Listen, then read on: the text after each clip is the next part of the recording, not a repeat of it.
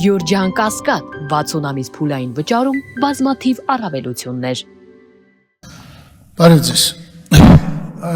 Այս առիթը երևի ճիշտ է, որպեսզի ես օգտագործեմ, ասեմ մի քանի միտք, որոնցից մի քանի մասին ընդհանրապես խոսք չեղավ։ Ես պարտավոր եմ ձեզ տեղեկացնել ինչ եմ մտածում այդ մասին։ Ես մի րոպե պատկերացրեցի, եթե ինձ հարցնեն 3 քաղաքական սխալ կամ հանցագործություն Նիկոլի կողմից եւ 3 տնտեսական սխալ, ինչ ես կասեի։ Հիմա ես դա ձեզ ասեմ։ Իհարկե առաջինը քաղաքական սխալներից դա Արցախի կորուստն է, գնալ հայտարարել Սամիրն է եւ վերջ, հրաժարվել, այստեղ արդեն ասվեց Մինսկի խմբի առաջարկներից եւ հետո իմիտացիա անել, պատերազմի տեսեք իմիտացիա անել։ Նախորդ իմացել եմ, որ թող մի 4-5 հազարը զոհվեն, որ հայ ժողովուրդը մտածի, որ իրականում պատերազմ են կարել ու պարտվել ենք։ Մենք պատերազմ չենք արել, մենք զորակոց չենք ունեցել, մենք չենք մոբիլիզացրել բանակը, մենք չենք աշխատացրել գործարանները, որոնք կարող էին զինամթերք արտադրել եւ այլ։ Սրանք կոնկրետ հանցագործություններ են։ Երկրորդը, որ ես կուզենայի ասել, դա սահմանազատում, սահմանագծումն է։ Երկար բարակ աշխատել ենք։ Պարզվում է, որ Հայաստանի վերջին սահմանը Ադրբեջանի հետ ստորագրվել է 1988-ի հունվարի 12-ին 5-ական մարտ երկու կողմից ստորագրել են այդ թվում նախարարների խորհրդի տեղակալների մակարդակով։ Ադրբեջանը միակ հարևանն է, որի հետ մենք ամբողջովին սահմանագծված ենք, ոչ միայն սահմանազատված, այլ սահմանագծված։ Սահմանագծված է 975 կիլոմետր սահմանից 969։ Մենք այստեղ քանի որ աղմուկ բարձրացրեցինք, բարեբախտաբար այդ 5 ստորագրողներից մեկը դեռ ողջ է, մնացածը մեծ են բանի բնական պատճառներով մահացել է եւ այլ։ Այստեղ ազգային ժողովում Նիկոլ Փաշինյանը եւ Մեհեր Գրիգորյանը, այդ պացեվիստը, չես հասկանում ինչի համար աշխատում, պիտի ասվի այս մարդկանց անունները, հայտարարեցին, որ դա չի հաստատվել, դա հաստատվելու կարիք չունի։ Բա որ դու ասում ես, ընկեր ջան, որ մենք ուրեմն նախքին Ալմատայի հռչակագրով ենք անում, նախքին ԽՍՀՄ սահմաններով, բա վերջի թուղթը սահմանը եղել է 88-ին, եկել է, չի ամաչում, այստեղ կանգնում ասում է 76 քարտեզով ենք անում, որովհետև Ադրբեջանը պահանջում է, Ադրբեջանն էլ ասում է, որ ինքը խորհրդային Ադրբեջանի իր հաջորդը չի, այլ ադրբեջանական մուսաֆատիստական Ադրբեջանի հաջորդն է։ Բայց դե քոմնչես Ալմատայի անուն տալիս։ Կամ, եթե դու Հայաստանի սահմանը չգիտես, դու չգիտես Հայաստանի 29743 կիլոմետր, դեռ պիտի սահմանազատես։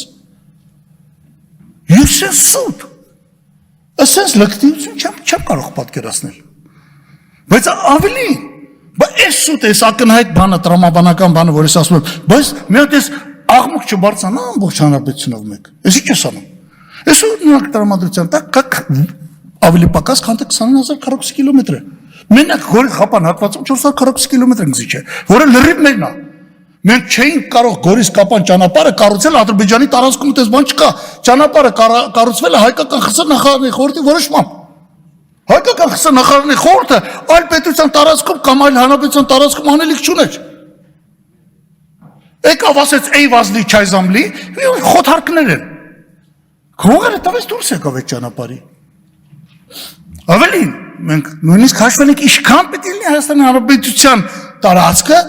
1988-ի հունվարի 12-ին այն պետք է լինի 30157 քառակուսի կիլոմետր։ Այսօր 29000 էլ չկա։ Եվ այս տալը շարունակվում է երրորդը, Մեղրի, օգոստոսի 8-ը։ Լսեք, էսի նույնիսկ ես չի ուզենա, որ Ղարաբաղի Արցախի ներկայացուցիչները այստեղ նստած են բանան, էսի ավելի ծանր է, քան թե Արցախը։ Ավելի ծանր է։ Ոչ ոք չգիտի լայնությունը ինչքան պետք է լինի։ Ինչ գործ ունի Հայաստանին վերաբերող թեկուզ Միջանցք, նախ դա Միջանցքա, որ անընդունելի է, բայց ինչ գործ ունի այդ Միջանցքի օգտագործման տնօրինման տիրապետման տակ Ադրբեջանը ստորագրի։ Եկուց Հայաստանն ու ԱՄՆ-ն կարող են դուրս գալ, Ադրբեջանն ասել է ես դուրս չեմ գալիս։ Եվ ինչքան պետք է լինի կիլոմետրով լայնությունը, ես հո գիտեմ իբրև նախկին վարչապետ, որ Մեղրիից հետո դեպի արևելք Ադրբեջան, այնտեղ հազիվ մի 10 մետր է գետի ափով, որ գցել են երկարգից, դա չի երիկելու։ Պահանջել է, որ լեռների ստորոտով կանցնի ճանապարհը, կտեսնեք։ Կտեսնեք ինչ է լինելու։ Ի վերջո մեղրից օգոստոսի 8-ից ստորագրությունից հետո հայ-իրանական սահման չկա։ Ոնց ֆռացրին Իրանի նախագահն եկավ, խափրտեցին գնաց։ Հետո գնացին այդտեղ արդեն գլխի ընկան Իրանում, թե ինչ է կատարվել։ Ոնց եք պատասխան տալու ԵԱՏՄ-ից դուրս ես գալի, այսօր հիմա հերթական սուտը պիտի ասի Մոսկվայում հանդիպելով Պուտինին, թե նա չէ որ կարծինի կասի, այս ԵԱՏՄ-ից դուրս եք գալիս, ԵԱՏՄ տարած առանց մաքսազերծման ապրանք է մտնում։ Բտղա ջան, բայց եթե այս բանը ստորագրում էիր, մեր այդ նոյեմբերի 9-ին ստորագրել էիր, ընդեղ էլ միջանց չէր, անխոչնդոտ ճանապարհ, բանախի չէ Իրանում։ Այս աղետը հələ գալու է, շատ ահավոտ աղետ է։ Սրանք Երևանը գազա են դարձնելու։ Կտեսնեք։ Ձեր նույնիսկ չէ, այ վտանգը սա է, այդ մեղրիով տոգովվեք, այդտեղ ընդհանրապես կործանվում է հայությունը։ Հայ անունը, դա հենց այնպես միջանցք չի։ Այն որ գալիս ասում է, մեջը գրած է ինքնիշխանություն։ Երկրորդ օրն է գալիս ասում է, բայց մաքսատուն չի լինելու, սահմանապատ չի լինելու։ Գնացեք, այսօր փորձեք մի հատ տուն գնել կամ մի կտոր հող վերցել այդ հատվածում կառուցել։ Կտեսնեք, որ կստանաք 3 մատի կոմբինացիա։ Եվ 3 տնտեսական հարցեր։ Ուրեմն հա քիչ մնաց։ Լավ, այս մարդու բյուջեն այս տարի 3 տրիլիոն 400 միլիարդ դոլար ծախսելով։ 2017-ի բյուջեն ծախսը եղել է 1 տրիլիոն 530։ Կարծես թե 1 տրիլիոն 900 միլիարդի տարբերություն կա, ճիշտ է։ Բայց այս տարվա բյուջեում 1 տրիլիոն 20 միլիարդը ծախսվելու է արտաքին պարտքի տոկոսների սպասարկելու եւ մարելու համար։ Ուրեմն այդ 3-4-ից հանեք 1 տրիլիոնը, չի կարեն կտնօրինի։ Ընդեղից էլ հանում ենք ընդամենը 100 միլիարդ։ Ստացվում է 1 տրիլիարդ 400 միլիոն, 1 տրիլիոն 400 միլիարդ, պիտի համեմատենք 2 տրիլիոն 400-ի։ Հիմա գնաց այս ընթացքում եղել է 33%։ Այսինքն այսօրվա բյուջեն էլ նույնն է, մարդը որտեղ գինը աճում է, աշխատավարձը համապատասխան չի աճում, ծախսելու հնարավորությունը փոքրանում է։ 900 միլիարդ է ստից անում։ Ուրեմն աշխատելով 7.5 տարի բյուջեն ունենք նույնը, ինչ որ 2017 թվին։ Երկրորդ հարցը, աղքատության հարցը։ Այս բյուջեն ընդհանրապես իրանց մոտ հարկաբեր չի, որովհետև բյուջեի մեջ տեսակարգաշի ծառայությունների, ֆինանսների եւ շինարարության աճումը, որտեղ հարկը 3 անգամ քիչ, քան ասենք արդյունաբերություն, որովհետև այդ ճյուղերում ավելացված արժեքի տոկոսը քիչ է, ավելացված արժեք չկա։ Հա գնա արա։ Ես կարամ չէ բյուջեն ավելացնեմ, այսօր կամ 3.6-ը, դարձնեմ 5.6 մի անգամից, ասեմ 2 տրիլիոն պարտք եկալեք, բայց պիտի հիշեմ, որ այդ 2 տրիլիոնը մի օր գալու է, որ պիտի վերադարձնենք։ Այս ֆոկուսներով եւ չհանդիպելով որակյալ քննադատության շարունակվում է պետության գործը։ Աղքատությունը 25%-ից դարձել է 23.8% տարում։ Իսկ ծայրահեղ աղքատությունը 1.8%-ից դարձել է 2.1%։ Ծայրահեղ աղքատությունն աղքատությունն է, որտեղ $1 օրը չի հասնում ընտանիքի մարդուն։ Այսինքն հացի փող համարյա թե չունի։ Մենակ հաց կար առնի ուտի։ Էլ չեմ խոսում կոմունալ վճար, գույքահար եւ այլ։ Սա էլ նկատի ունեցեք։ Եվ եկամուտները։ Եթե նայում ենք գների աճը հանում ենք եկամուտներից, ուրեմն ստացվում է հետևյալ պատկերը։ Ես մի րոպե էլ չտևի, հա, եկամուտները, ուրեմն միջին կենսաթոշակը 40,000 դրամից դառել է 48,000 դրամ, գները աճել են 33%, մենք ստանում ենք -6% կենսաթոշակառու մոտ։ Ներառյալ նա, որ որոշ գումարներ հիմա հետ են տալիս, որ ծախսում ես 6%։ Գյուղում եկամուտները պակասել են 7.5 տարում 22%։ Գյուղում էլ ապրում է 500,000 մարդ։ 400,000, այսինքն 1 միլիոնի մոտ եկամուտները պակասել են։ Ну,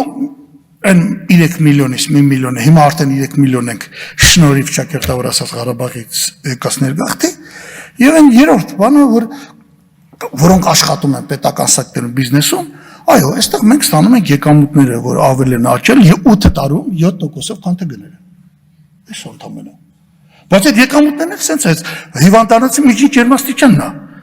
Ամեն տարի 50 միլիարդ պաշտոնյաները պրեմիա են ստանում։ Եվ այդ պաշտոնյաների 90%-ը Փաշինյանի կուսակցությունից են, այն 10%-ը էլ կարողանում է կողքից արդեն Արամ Զավինի Սարգսյանը խլել, հա, հասկանում ես, ոչ մի բանի չի հասել, բայց ինքը ամենտեղ խցկվում է, իր մարդկանց դնում են։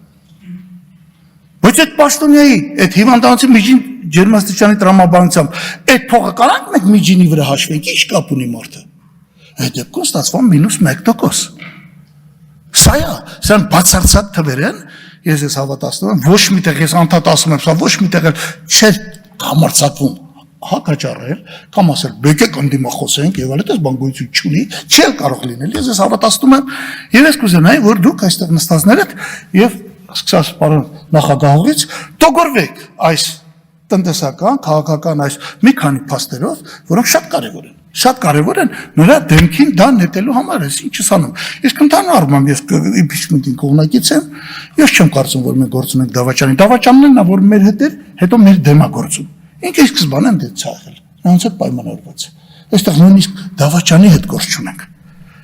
Հասկանում եք, մենք բարձրապես գործ ունենք մեր հակառակորդի հետ եւ շատ ծանր է պատկերացնել ինչ ենք անելու, եթե հայրենի իշխանությունը այդպիսի նշանակություն